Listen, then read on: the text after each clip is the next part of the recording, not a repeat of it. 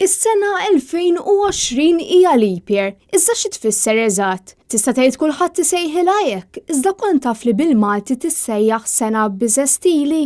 Leap year tiġi kull 4 snin, iżda lix iseħħ dan, id-dinja tieħu 365 ġurnata u ftit anqas minn kwarta ġurnata oħra biex iddur max-xemx. U għax mhux possibbli jkollna kwarta ġurnata żejda kull sena, dawn jingħaqdu f'erba' u jissarfu f'ġurnata oħra kull 4 snin.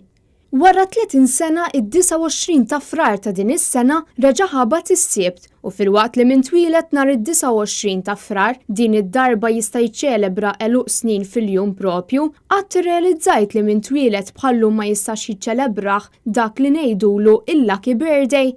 Għax li darba din l-okkażjoni tiġi kull 4 snin lil dak li jkun tinsertalu l-eqreb meta jalaq 28 sena qabel il-lucky birthday.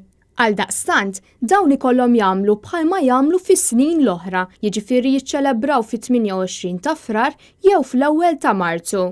F'osmijiet li twildu bħallum magħruf aħjar bħala leap year babies, hemm il-Prim Ministru Spanjol Pedro Sánchez fl-1972, ir-rapper u attur Amerikan Ja Rule fl-1976 u ftit ta' snin ilu mhux ħażin il-kompożitur Taljan Gioacchino Rossini fl-1792 u l-Papa Pawlu III fl-1468. U fil-waqt li sa mill-1967 fid-29 ta' frar, il-fanatiċi tas-supereroj jiċċelebraw eluq snin Superman. Iżda mhux Clark Kent, it-tmien Prim Ministru tal-Gżira Awstraljana ta' żmanija James Milne Wilson, ironikament twiled f'din il-ġurnata fl-1812 u miet fl-istess ġurnata iżda tal-1880.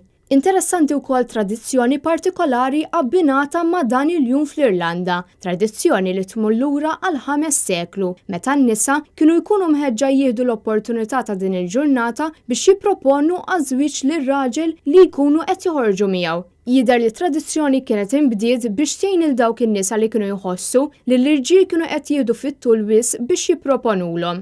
U fl-Iskozja kien jingħad li min jitwieled fid-29 ta' frar u sfortunat fl-imħabba, filwaqt li fil-Greċja kienet titqies fortuna li koppja tiżżewweġ f'leap year jew speċjalment propju f'dan il-jum.